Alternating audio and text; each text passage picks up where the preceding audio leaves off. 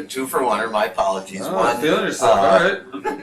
Cedrick Wilson's ribs. Mm-hmm. I know anyone who has a rib injury probably feels it's serious, but Yeah.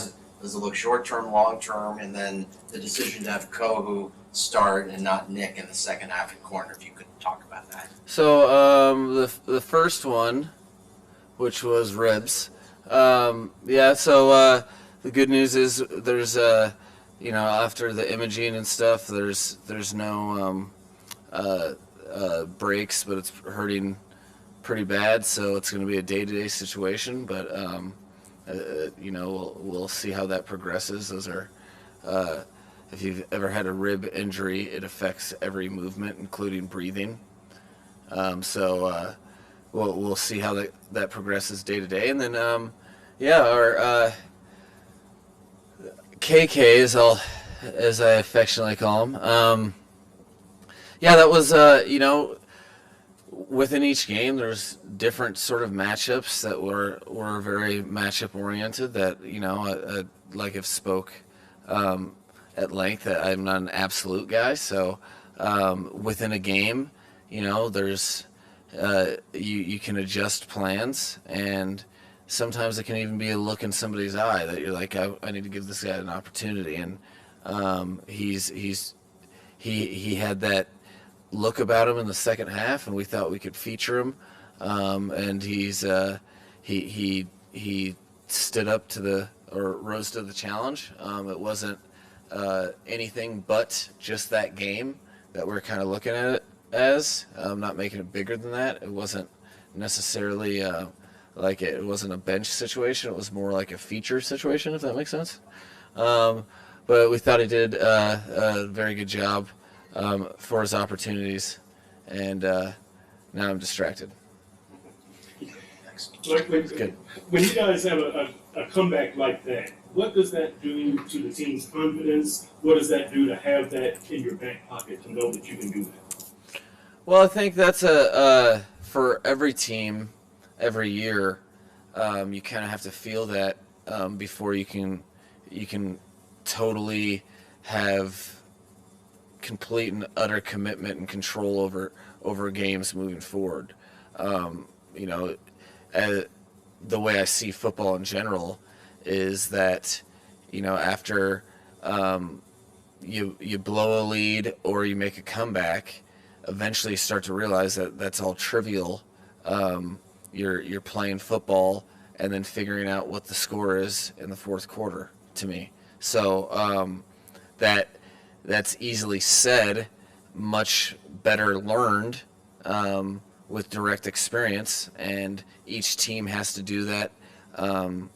And when you're a part of a game like that, you learn lessons for both sides of the coin. You learn that you're in every game, but also that no lead is safe. So it's tremendous learning.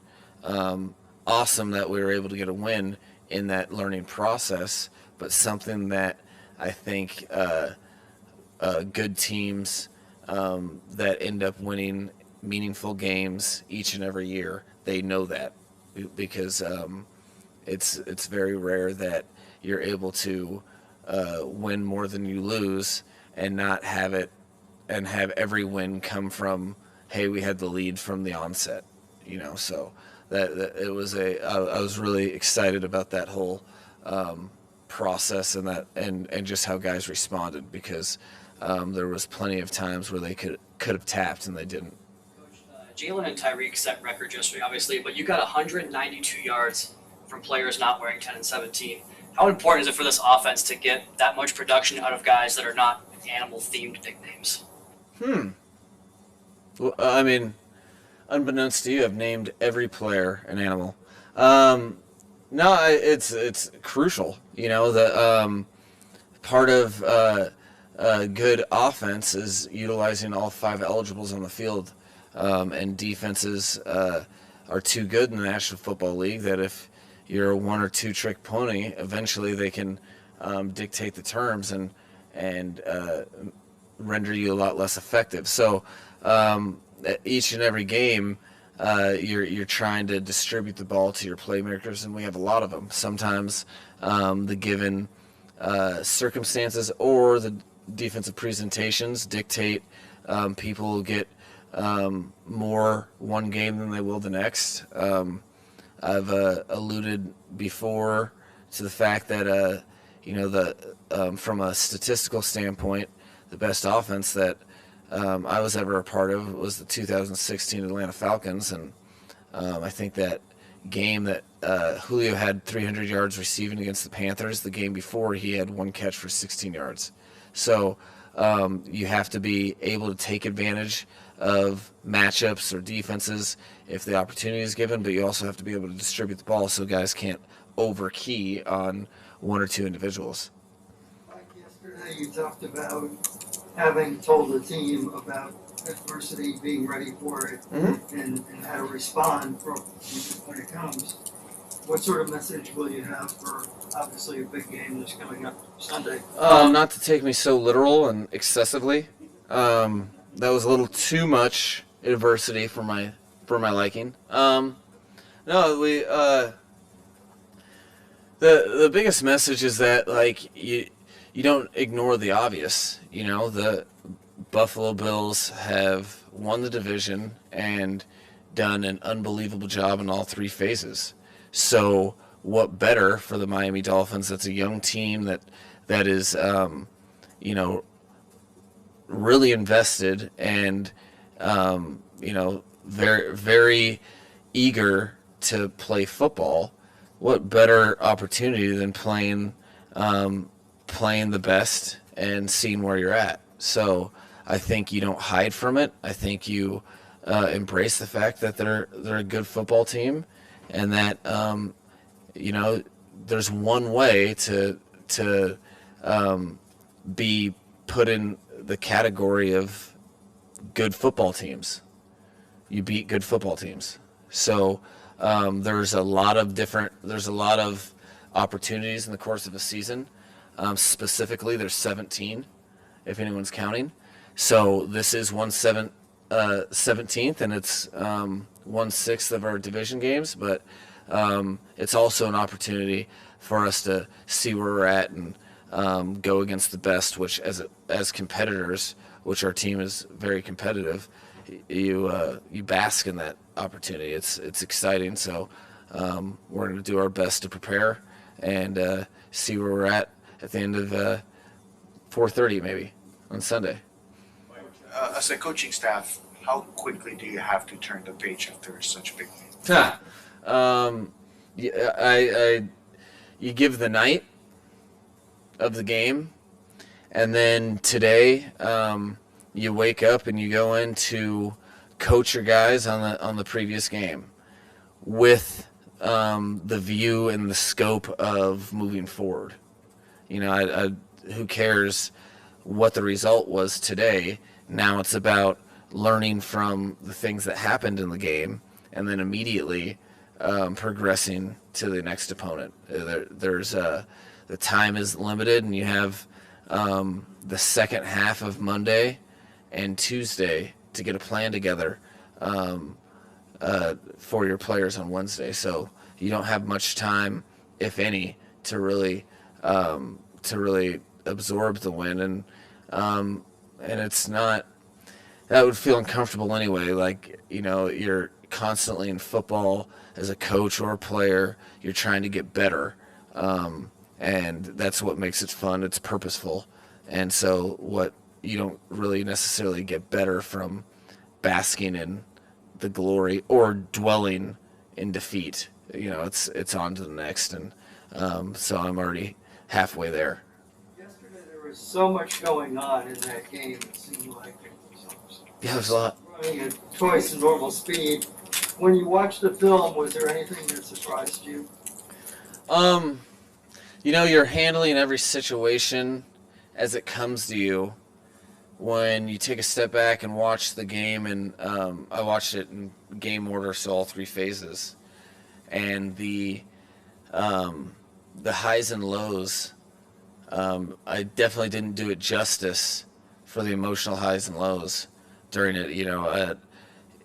I'm just, sitting there trying to watch the defense and talk to the coaches and then get play calls ready and then call offensive plays. And, it seemed like every time that we gained momentum, we lost it, and at an exhausting rate, So it made it more real. I got done showing the players that it made what that accomplishment was for that regular season game, how they, we opening kickoff, punch to the gut. That's the first, and more than just the team, but even the coaches. That was Danny Crossman's first special teams kickoff return for a touchdown in his 20-year or 21-year career. And he handled that. He was on to the next play, as was the special teams unit. Then you go down, you're driving the ball, you're down 7, and you turn the ball over. Then it's a 10-minute and 50-second drive all the way down to the 1 to go up 14-0. Then you turn them over on downs. Then you go 95 yards or whatever it was to score a touchdown to tie it.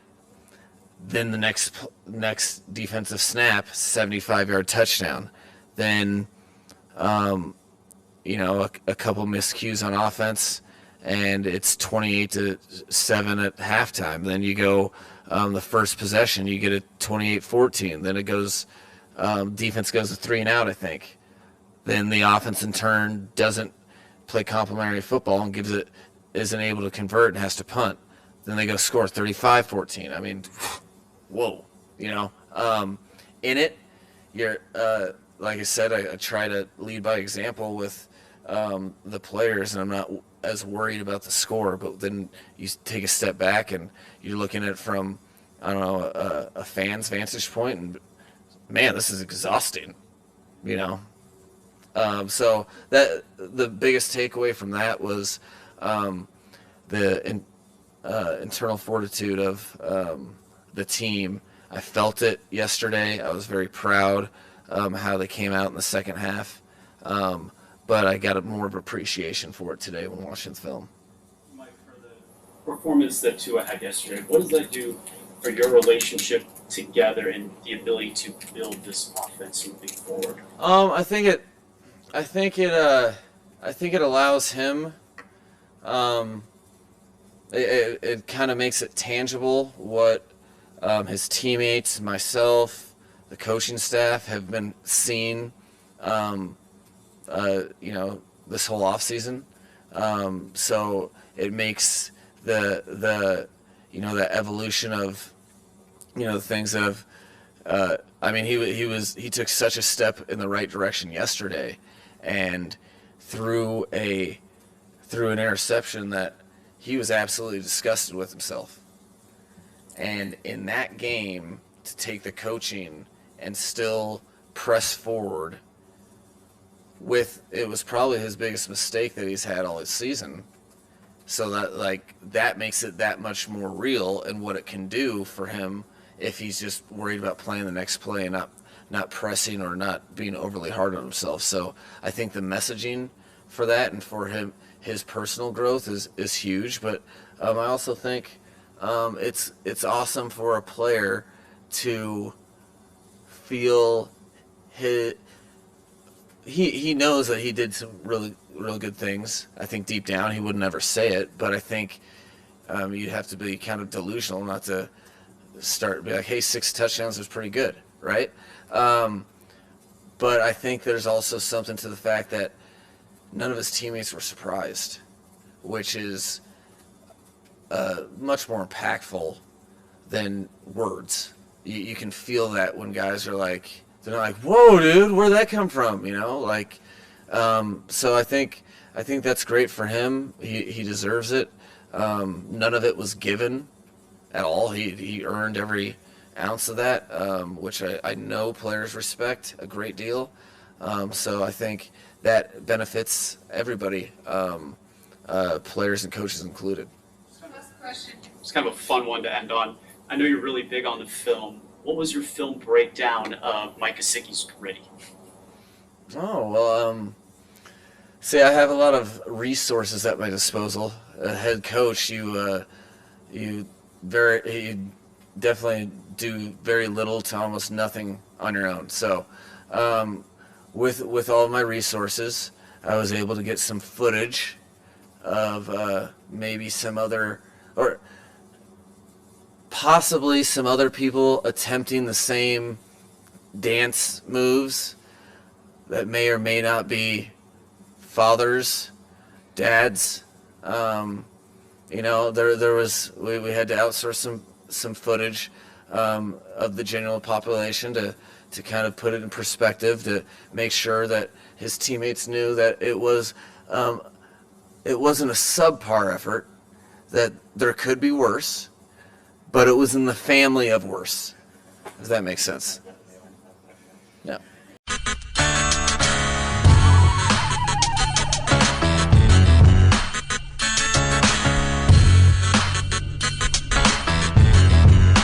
This is the Big O Show.